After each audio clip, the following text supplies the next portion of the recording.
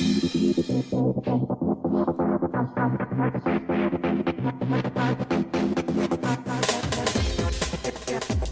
listening to Thematics, presented by UnleashStrengths.com, the only show that embraces your addiction to strengths.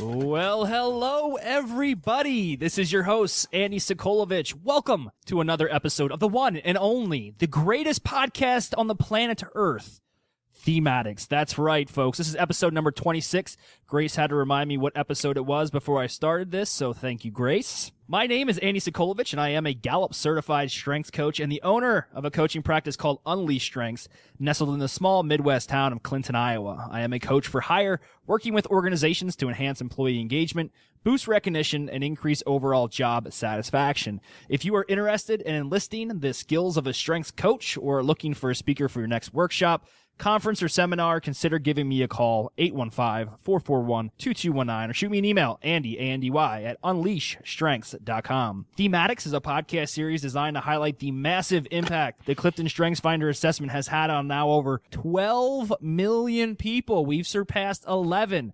We are now in the 12 millions of people that have taken the assessment. It's our belief that the best way to promote its effectiveness and proven results is to interview those who've experienced the power of strengths-based development firsthand.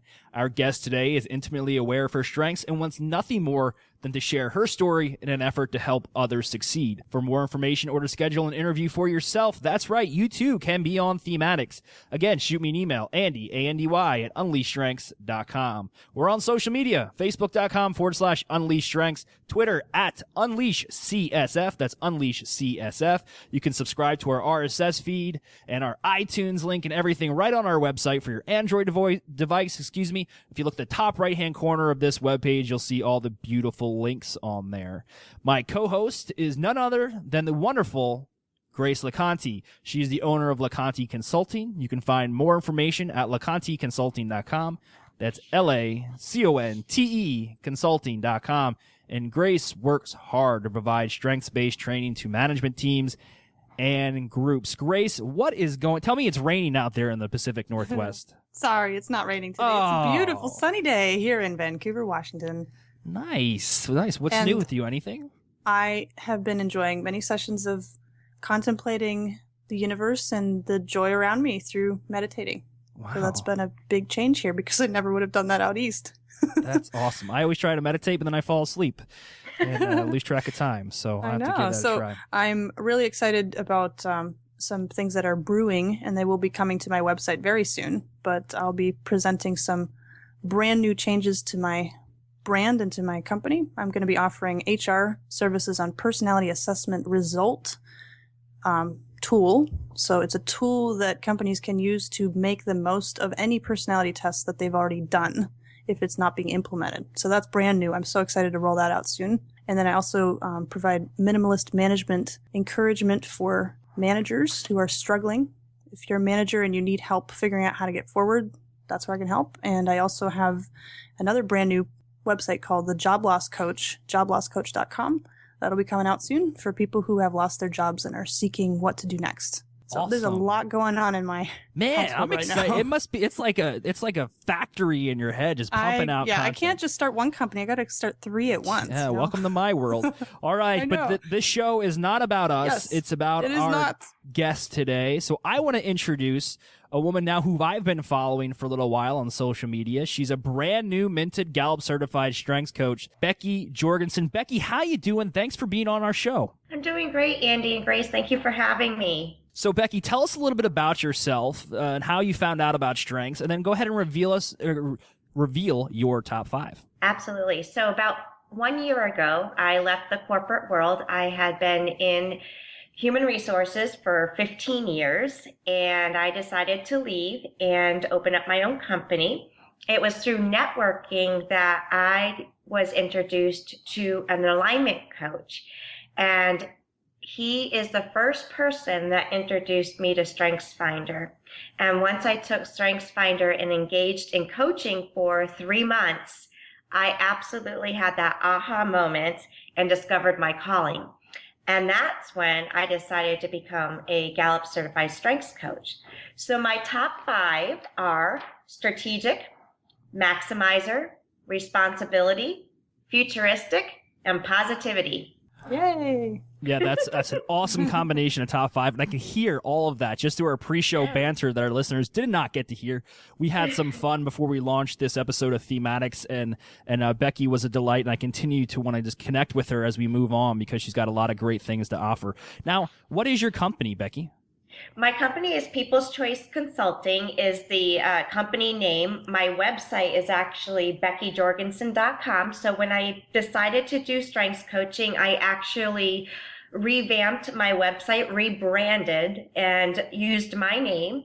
And so I have rebuilt the whole new website and talk about strengths and talk about really wanting to change the corporate world from weakness management to strengths-based development, because for 15 years, I didn't know about Gallup and I didn't know about the work on employee engagement. And that was the aha moment. Yeah, that's awesome. Becky, I'm going through a website redesign right now.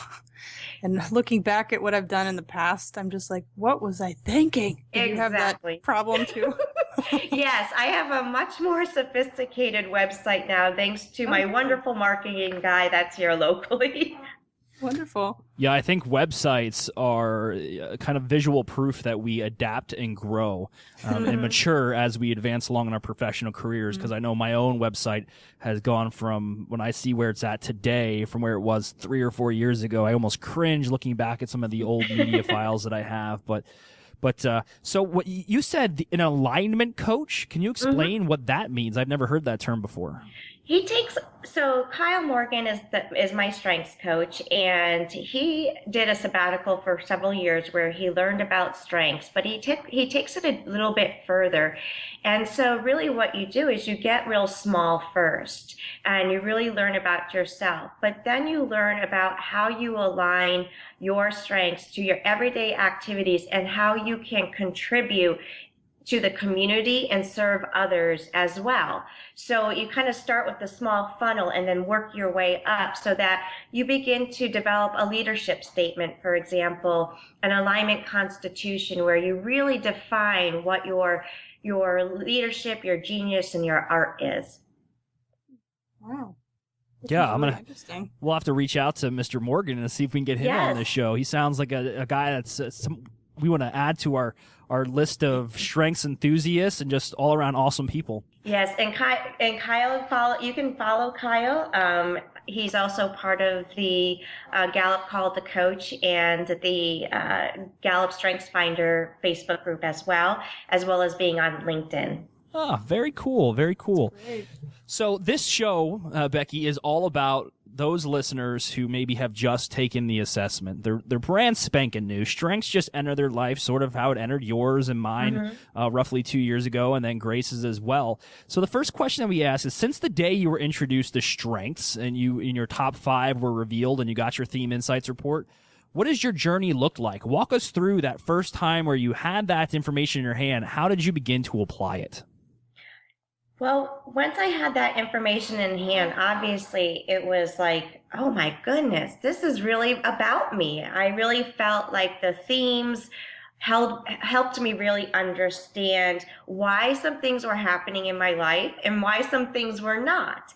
And so the journey for me was over about 3 months, and it wasn't easy. There was days where you got really confused and you're trying to apply these strengths into every activity, and sometimes it just gets more and more confusing. But then as you begin to just really be intentional about applying your strengths and really understanding how to turn your talents into strengths, you begin to, in my mind, transform.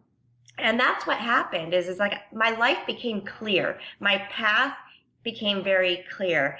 I spent a lot of time, I have a great library of strengths books. So I have spent a lot of time learning, and learning is number 6 for me. So learner is number 6. So when I started really investing in reading and understanding, and I did all of that before I went to the accelerated coaching program. So I spent a really good amount of time from September until the end of March absorbing everything I could about strengths. And the more I did, the more I just was like, I love this. I want to talk about this. I want to teach other people this, because for me, it was transformational. I found myself happier. I found my calling. I knew exactly what my direction was, and I haven't looked back. That's great. Beckie, do you find that it changes the way that you relate to people? Like yes, it has. People around you? Yeah. What's an example of that? Okay, so one of my bottom themes, believe it or not, number 32 is restorative for me. So yeah, so the maximizer and the strategic piece of my talents has really been one of those things where I'm constantly looking to make things great, make things better, help people like really want to be the best that they can be. And I found that if I was associating with people who were okay with status quo, okay with mediocreness, who really didn't have initiative, or who had a bit of a sour attitude, it would completely drain me. And then the positivity piece would be exhausted. And so I've had to learn to associate with people that have the bigger vision, who are strengths enthusiasts, who understand what we're talking about, and who want to collaborate in those relationships with myself in order to not de-energize myself, because I would, spend hours talking to people in networking groups, and then, you'd come home and you'd just be exhausted and you'd have to get up and do it all over again. So I just found that for me, I needed to be with people who didn't need somebody who was good at being restorative, but who could be energized by my positivity, my maximizer, and my futuristic talents. Yeah, that's great. I could not have said that better myself, because I think you and I are very, very similar in that aspect. Restorative sits at 29 for me. But everything you said just now really resonates with me, because I cannot function, at the peak of my performance in that strength zone when I'm surrounded by people who demand things from me, but aren't willing to kind of make a return on that investment. So I do best when I'm around people who are also positive, who are motivated, not necessarily like-minded, but who are just motivated to make a change, take that effort. And I do not really step up to the plate when it comes to, hey, this is broken, how do we fix it? I will help motivate others to find that solution.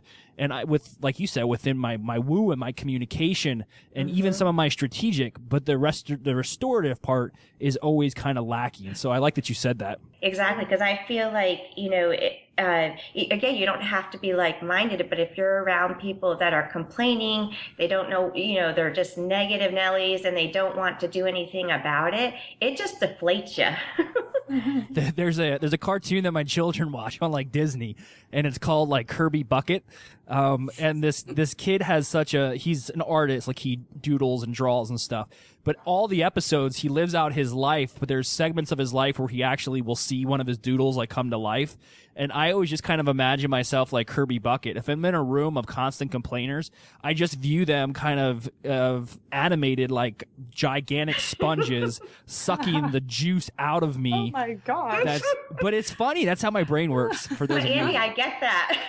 Yeah, you visualize that and you think, man, there's no reason that I should go home, like Beckie said, just withdrawn of all of my energy because of something that somebody else did or said. So you got to really, it's imperative that you select your audience and choose who you want to hang out with.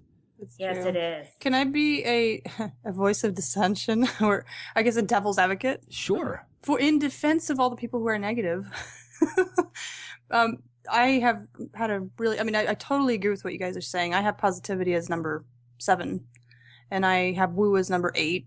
Significance is number 9. I definitely have a love for people, and I hear exactly what you're saying, but I've also seen people who are more negative and drag their feet, and a lot of times they react to those of us who are positive. Have you thought about that? Mm-hmm. They react to us when we try to pull them in a direction that they aren't sure they want to go. Does that make sense? Becky, have you ever seen anything like that in the relationship you've had? Yes, I have. I have. I saw it before when I was a small business advisor.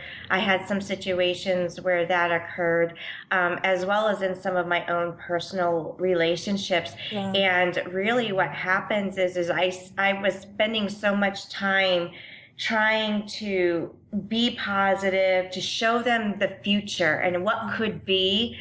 And then my mind, every time they would say something negative or something like kind of critical, my strategic thinking would just go into overdrive, trying to say, okay, let's put all these patterns together and let me ask you some more questions. And, if that didn't work then why are you focusing on that now? Let's focus on something different, Do you have ideation up there too, Becky? I do. Ideation is number 9. Yeah.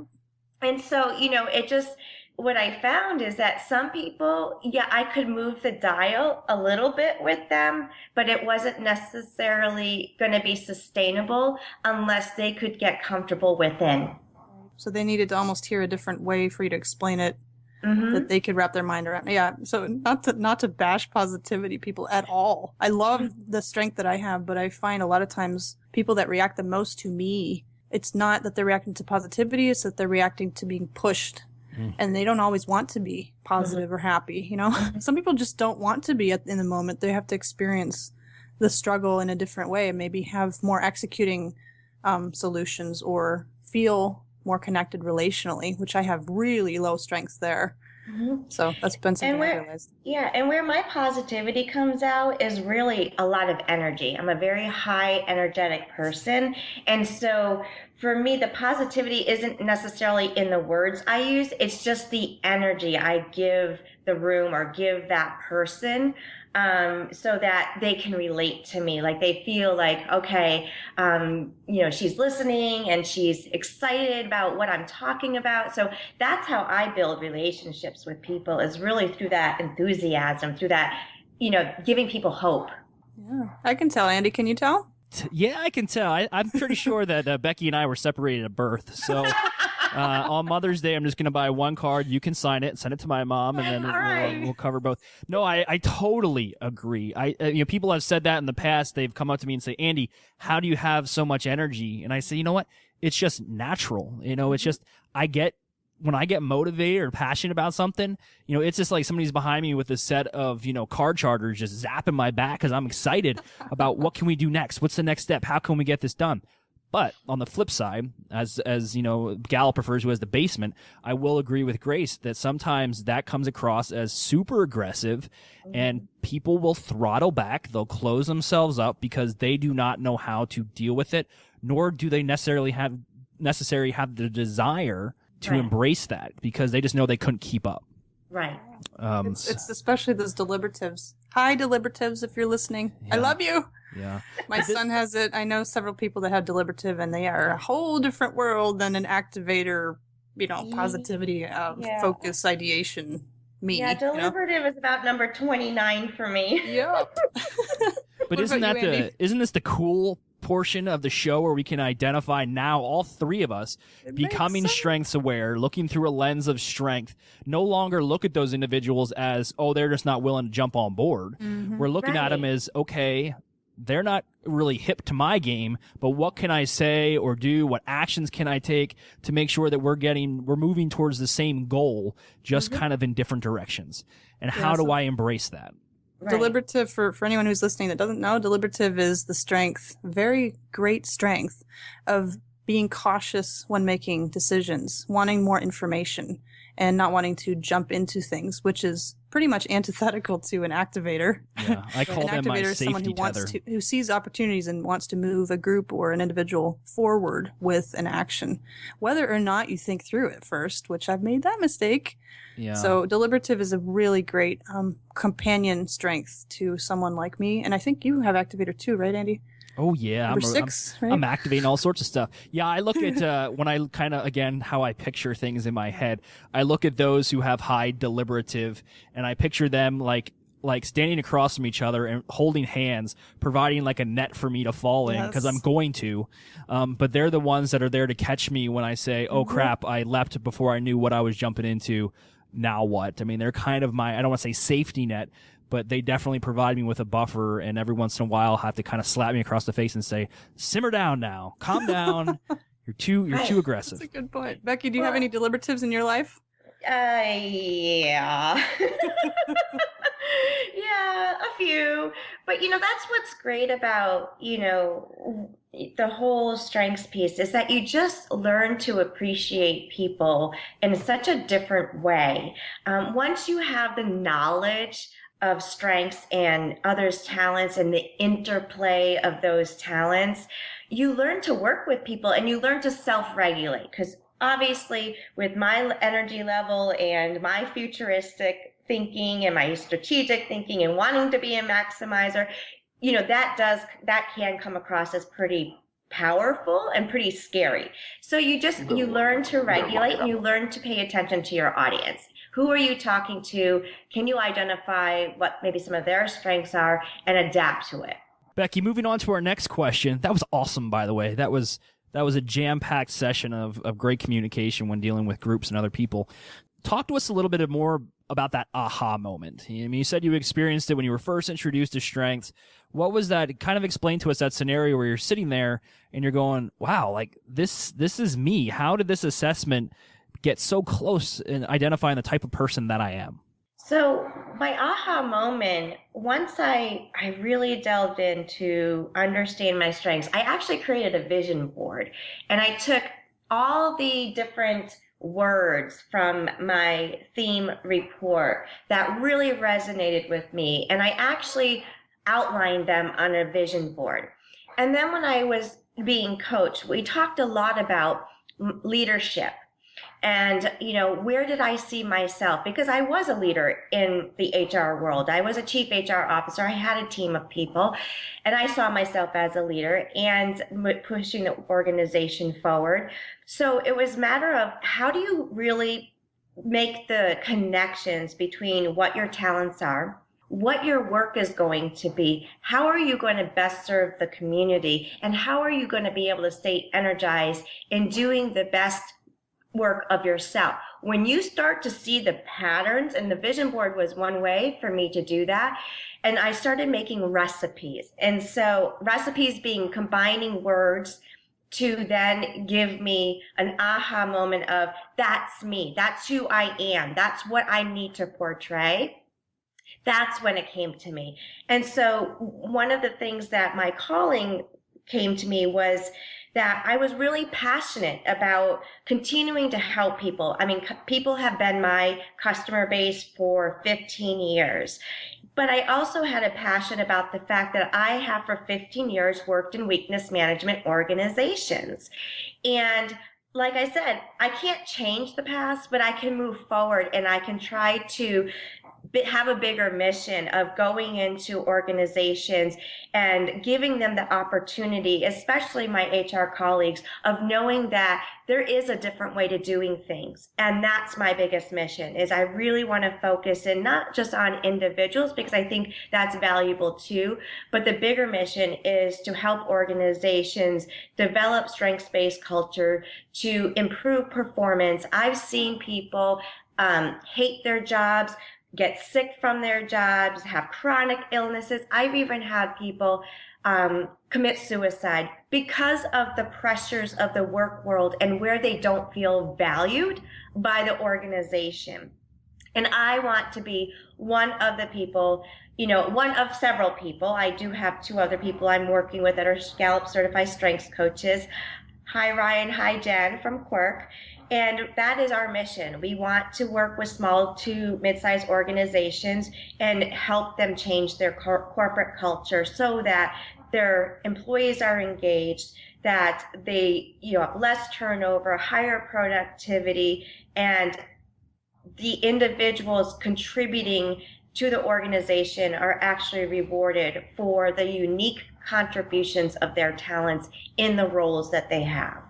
Wow, that was awesome. I think I agree. Did you read that, Becky? Yeah. No, I didn't. But that is a sign.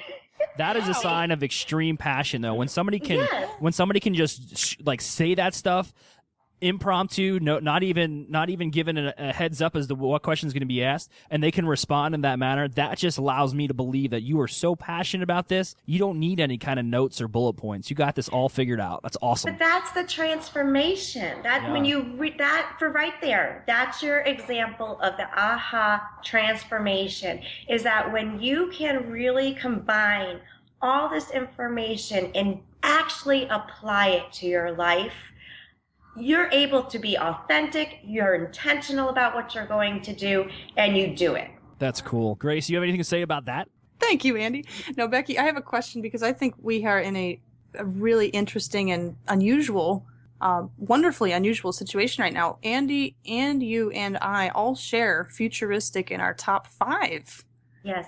That's incredible. So based on that, I'd like to rev up my analytical, which used to be number 20, but I retook the test and it's now at number 4. My question asking strength.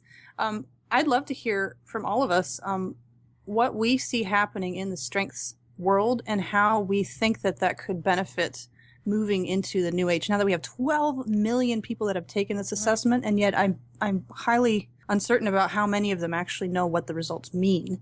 All 3 of us are passionate about helping people to understand that. I'd love to hear what your thoughts are from your futuristic strength about where you think this could go and what you see happening. So for me, the futuristic piece is really to continue to drive hit the pavement, having to just communicate. I mean, Gallup has done decades and decades of research. The proof is in the pudding. That's how I always seem to explain it.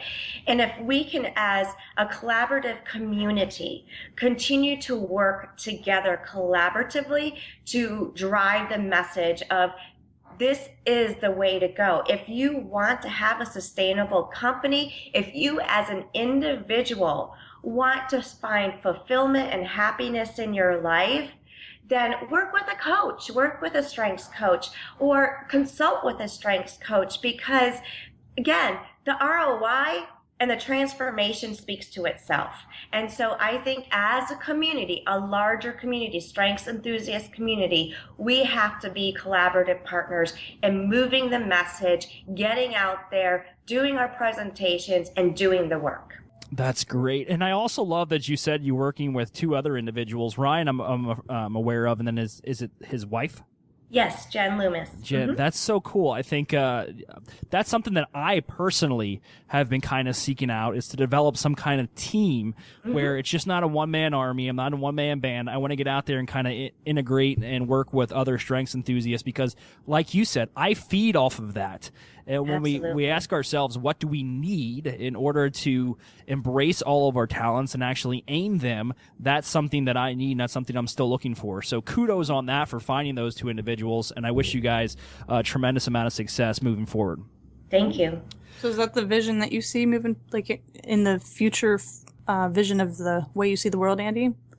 That collaborating as strengths coaches would actually bring a lot more benefit than working individually? 100%. Absolutely. It's like we are all looking to grab the same slice of pie. However, like Becky said, the big picture is making companies, individuals of all sizes, strengths aware and allowing them to kind of buck the system, ditch the status quo, don't focus on weaknesses, and leverage the power that, Gallup has given us this tool. And Dr. Clifton and the late Curt Liesveld, they've given us this tool, this opportunity. It's incumbent upon us as passionate strengths enthusiasts to share it with as many people as we can. And I think, like Becky said earlier, and I've brought this up in the past, I am most dynamic and I am firing on all cylinders when I can speak in front of a large audience about strengths.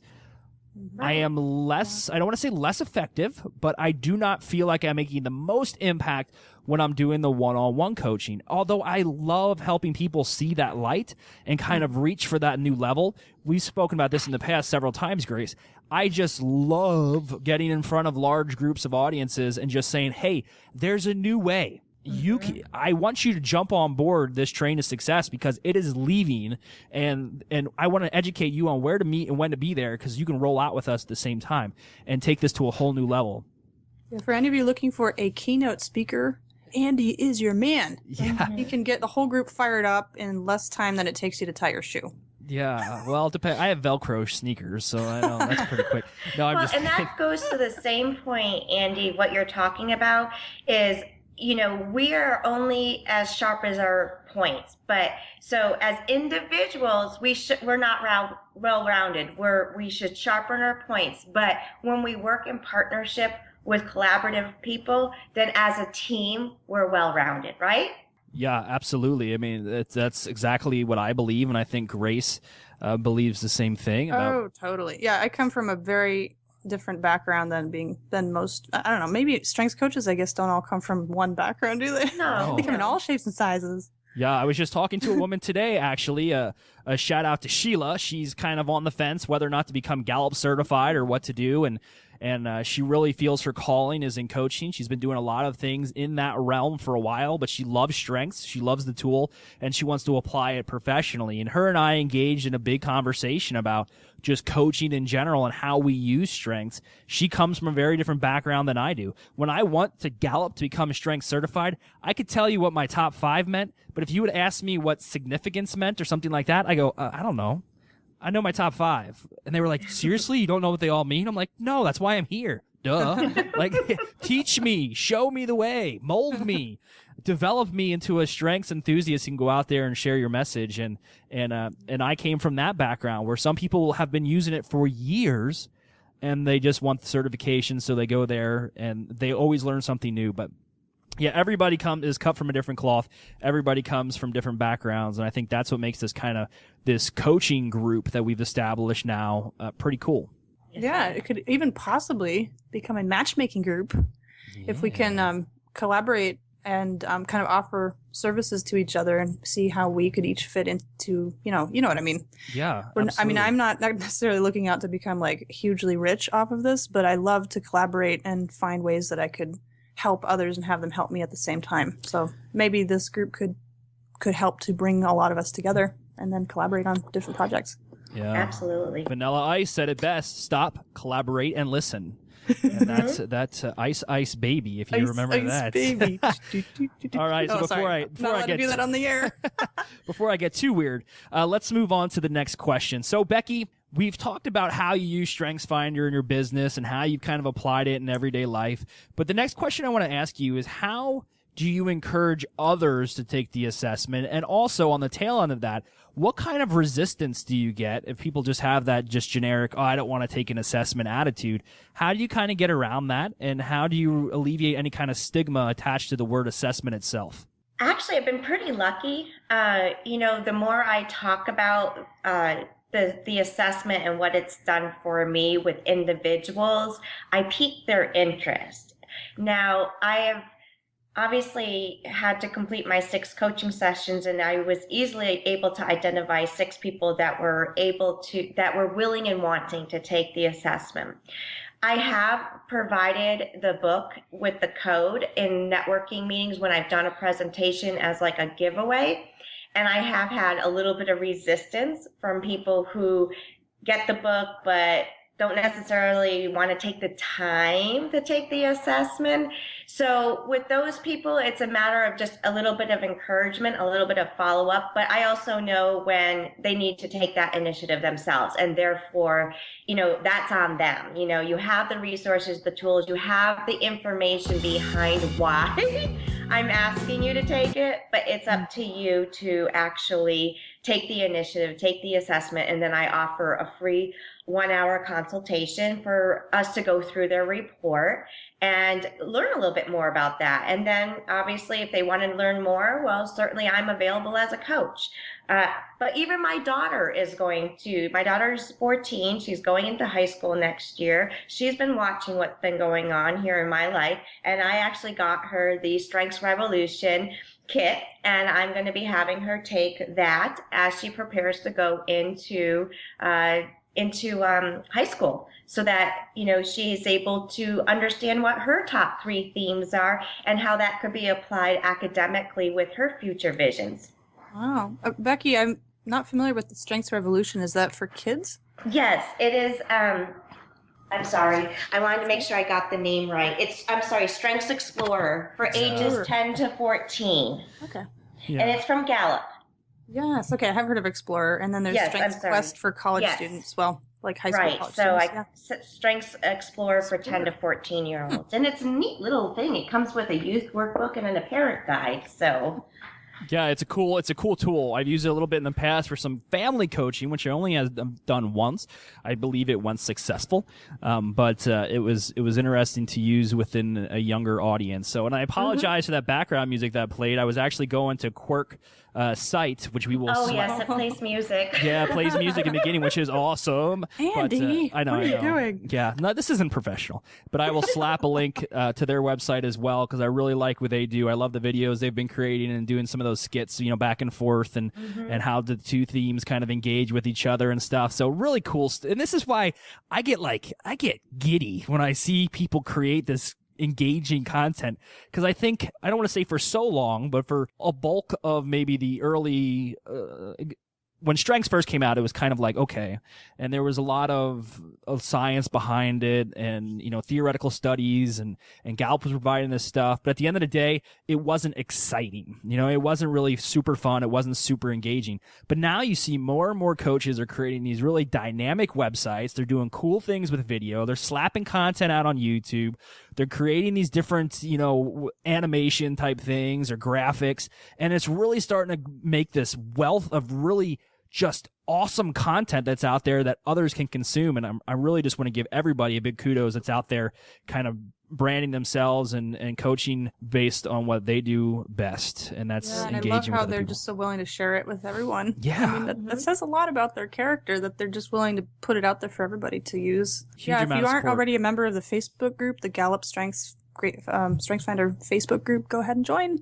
Both Andy and I are on there. Beckie, are you on there too? I'm on there. Yeah, Gallup. It's a Gallup Call to Coach has got one too on Facebook, so it's a great way just to kind of, it's a test thing. Just throw it out there, see what people think. I always do it. Hey, do you like this video? Do you like this content? Here's an ebook. What do you think of the content in the ebook? And I always get a tremendous amount of feedback, and it's a huge support network for strength coaches. So awesome. Beckie, I did want to throw some kudos your direction, because I did read your awesome write-up in the Women of Distinction magazine that was sent out. So Beckie was featured in this through Executive Broadcasting Channel, Women of Distinction magazine, and I will make sure that I put a link to that as well in our show notes.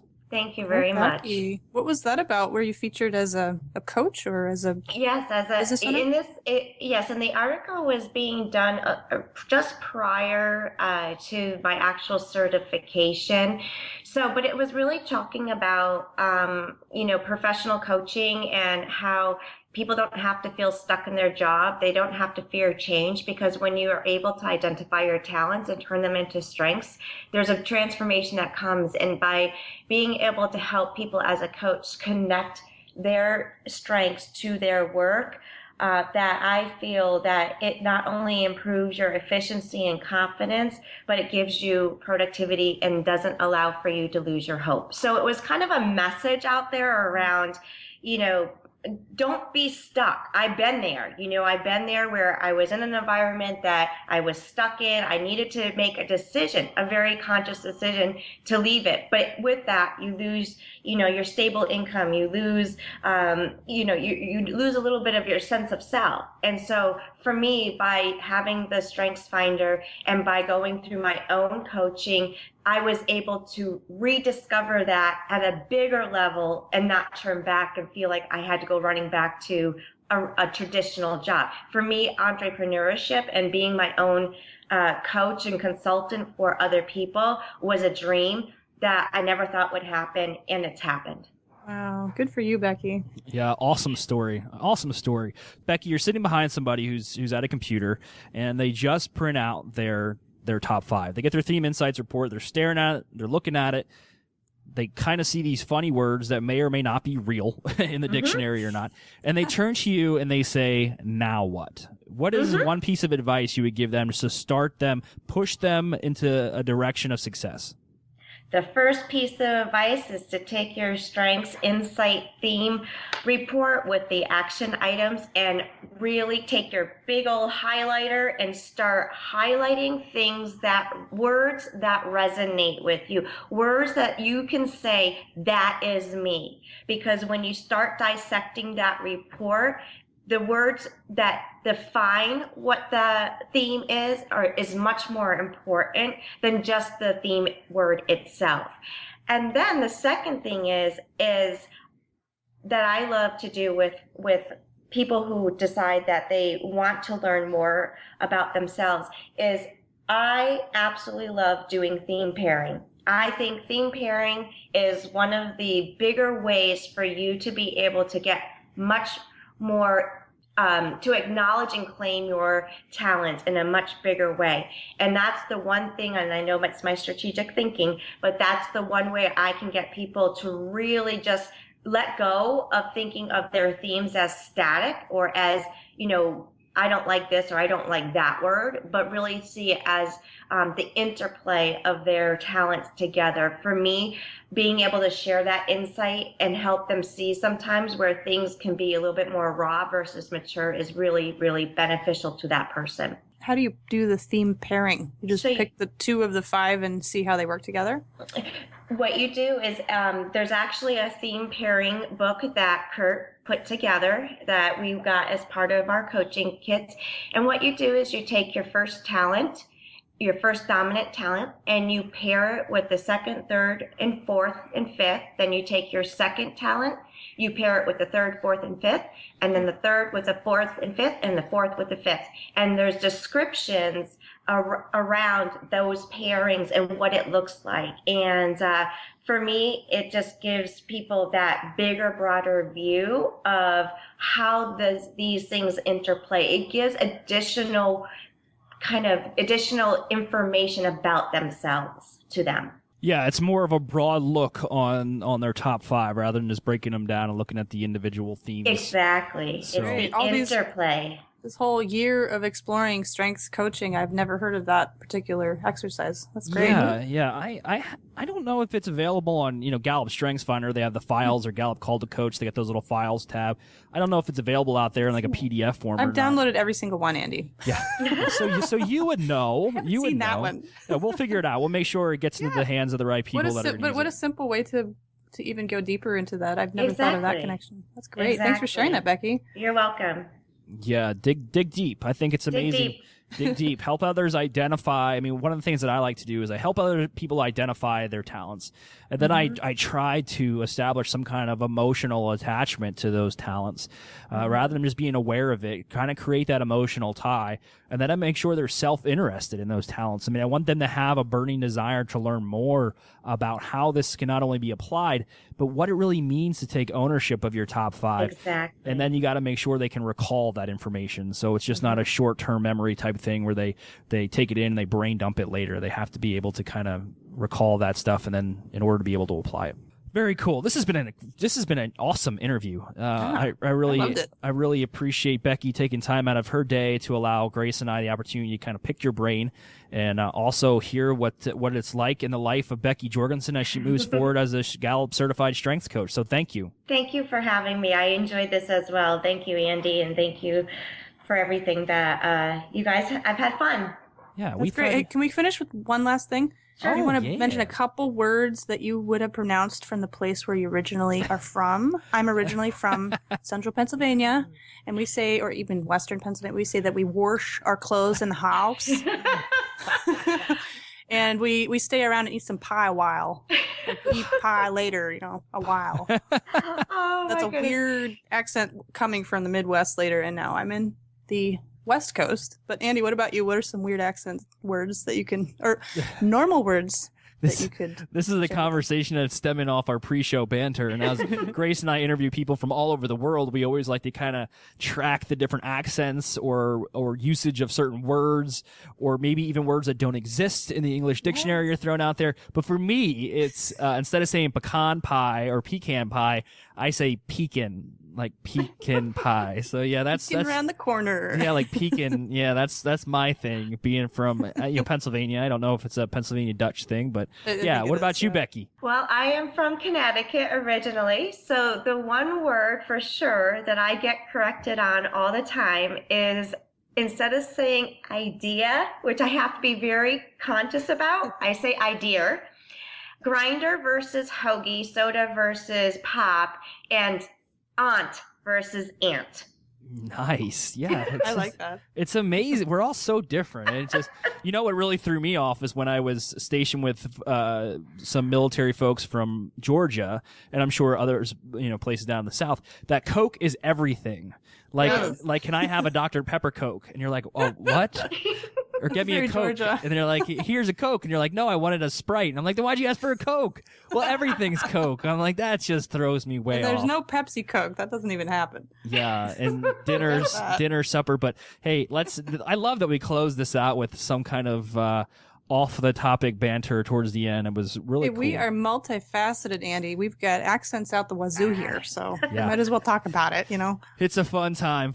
All right, everybody. Becky, thank you again. Grace, thanks for being on. My name, Andy Sokolovich from UnleashStrengths.com. Remember, if you want to be on this show, if you want to take part in this craziness we call strengths and thematics, go ahead and shoot me an email, Andy@UnleashStrengths.com. The only prerequisite we have is that you absolutely love StrengthsFinder and you want to have fun with it. Share your story and engage in a conversation that will prove to be both educational and entertaining. Again, Andy@UnleashStrengths.com. Thank you so much for listening, and we'll talk to you guys soon. See ya.